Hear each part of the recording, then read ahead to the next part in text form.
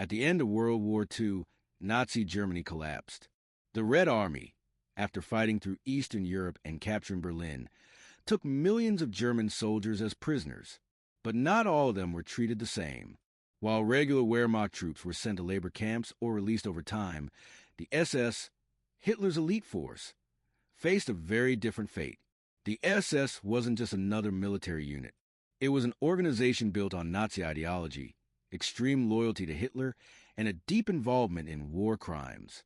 To the Soviets, SS soldiers weren't just enemies. They were war criminals responsible for millions of deaths, including the mass murder of Soviet civilians. The Red Army and Soviet authorities had no intention of treating them like normal prisoners of war. Some were executed on the spot. Others were sent to horrific labor camps deep in Siberia, never to return. A few faced show trials where their fate was already decided. But were all SS soldiers truly guilty? And did the Soviets go too far in their punishment? Today, we will uncover the brutal, rarely told story of what happened to the SS prisoners in Soviet hands. Stay with us until the end, because what you're about to hear is a dark and chilling chapter of history that most people have never learned. Who were the SS? Before we dive into their fate, we need to understand who the SS were and why the Soviets treated them differently. The Schutzstaffel SS started as Hitler's personal bodyguard unit, but grew into a powerful paramilitary force. Unlike the regular German army, the Wehrmacht, the SS was fiercely loyal to Hitler and Nazi ideology. By the time World War II started, the SS had several divisions, including the Waffen-SS, the combat wing that fought alongside the Wehrmacht, the Allgemeine SS, the branch responsible for Nazi rule in Germany and occupied countries, the Totenkopf band, the unit that ran concentration and death camps. This last group, in particular, was responsible for the Holocaust and the mass murder of millions. The SS also conducted brutal anti-partisan warfare, executing civilians and burning entire villages. To the Soviets, the SS was not just an enemy army. They were war criminals. The Red Army had witnessed firsthand the atrocities committed by the SS, from mass executions in Ukraine to the destruction of entire cities like Leningrad and Stalingrad. So, when the war ended and the SS surrendered, the Soviets weren't interested in treating them like regular prisoners of war. They wanted revenge. The surrender of SS soldiers, the moment of judgment. By April and May 1945, Nazi Germany was falling apart. Berlin was surrounded. Hitler had committed suicide, and the remaining German forces were surrendering. While many regular German soldiers tried to surrender to the Western Allies, hoping for better treatment, SS officers knew they were in serious trouble. Some tried to disguise themselves as normal Wehrmacht soldiers. Others burned their uniforms and destroyed identification papers to hide their true identity. But the Soviets were determined to find them. In many cases, SS soldiers were identified by their blood-type tattoos on their arms, a common SS practice. Once caught, their fate was often sealed. Immediate executions. No mercy for the SS. For thousands of SS prisoners, surrender meant instant death. Soviet soldiers, many of whom had lost family members to Nazi atrocities, were not in the mood for forgiveness. While some Wehrmacht troops were taken as prisoners, the SS were often lined up and shot immediately. Survivors of the war recall how Soviet soldiers would force captured SS members to dig their own graves before executing them. Others were beaten to death on the spot. There were no trials, no second chances. There are numerous accounts of entire SS divisions being wiped out after surrendering to Soviet forces. Unlike the Americans or British, who generally follow the Geneva Conventions on POWs, the Soviets saw SS prisoners as the worst of the worst, beyond any legal protection. Brutal interrogations, forced confessions, and torture. For those who weren't executed immediately, the next step was often interrogation. The Soviet secret police, the NKVD, was particularly interested in war crime evidence. They wanted confessions and names of other SS officers. Political intelligence. The Soviets were already thinking ahead to the Cold War and wanted information on Western operations.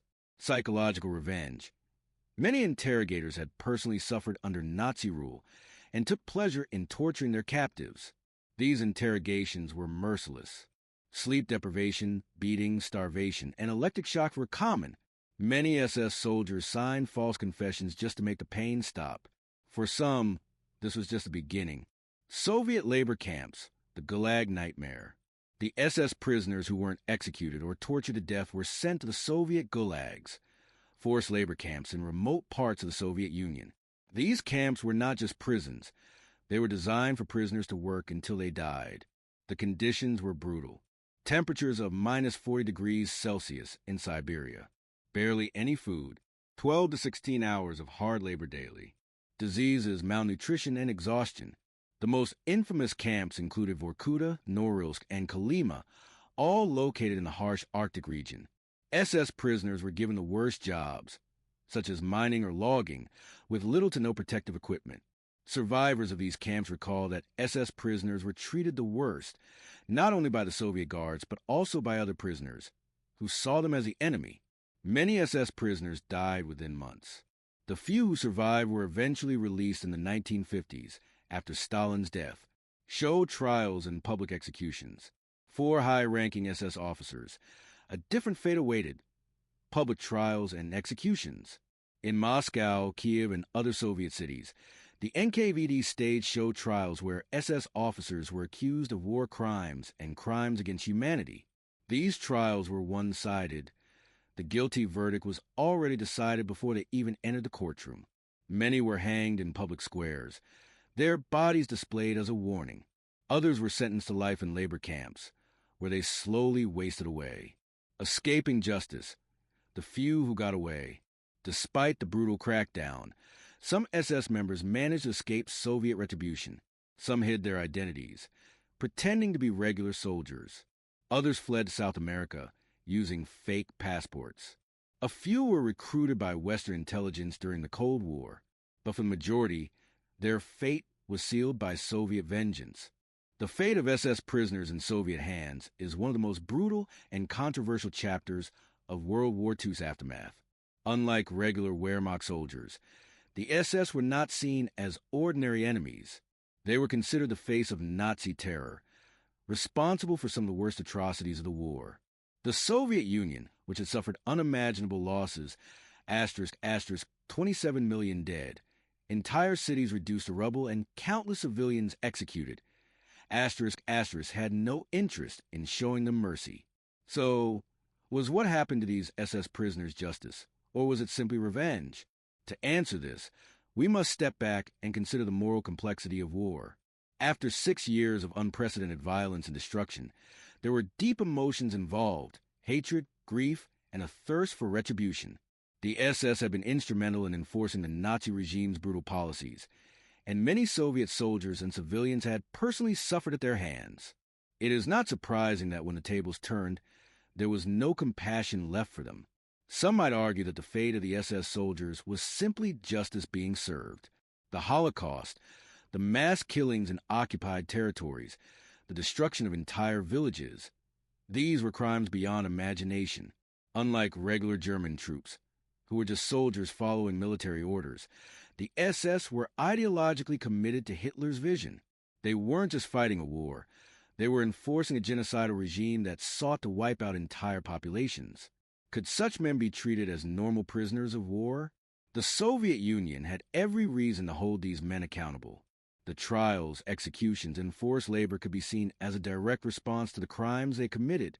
Many SS officers had participated in the killing of millions of innocent civilians, including Soviet men, women, and children. Should they have been given the same treatment as regular German soldiers? To the Soviets, the answer was clear. These were not just prisoners of war. They were criminals, deserving of the harshest punishment. On the other hand, the manner in which many SS prisoners were treated raises serious ethical questions. In many cases, there were no trials, no due process, just execution on the spot. Soviet soldiers, filled with anger and grief, often took justice into their own hands, killing SS captives as soon as they were identified. Was this justice, or simply a violent response to past suffering? Even those SS prisoners who survived the initial brutality were sent to horrific labor camps, where most died from starvation, disease, and exhaustion. Many never even faced official trials, but were worked to death in the frozen wastelands of Siberia. There's also the question of individual guilt. Not every SS soldier was involved in mass killings. Some were young men, drafted into the Waffen-SS late in the war, with little understanding of the Nazi ideology. But once captured, the Soviets did not make such distinctions. If you wore the SS uniform, you were guilty. And what about those who were tortured into giving false confessions? Many were beaten until they admitted to crimes they never committed, just to make the suffering stop. Others were executed not for their personal actions, but simply because they were part of the SS. This was not a careful legal process of justice. It was punishment driven by rage and revenge. War crimes must always be punished. The SS committed atrocities that can never be forgotten.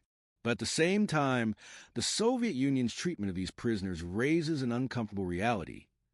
Was this really justice or just another form of brutality? History is rarely black and white. The crimes of the Nazis were monstrous, but that doesn't mean the Soviet response was always righteous. Executing prisoners without trial, torturing confessions out of men, and sending them to die in labor camps. These were acts that blurred the line between justice and revenge. But can we really judge the Soviets for this? Imagine being a Soviet soldier in 1945, walking through the ruins of a city destroyed by the Nazis, seeing mass graves filled with innocent civilians, and then coming face to face with an SS officer. Would you feel mercy, or would you want justice at any cost?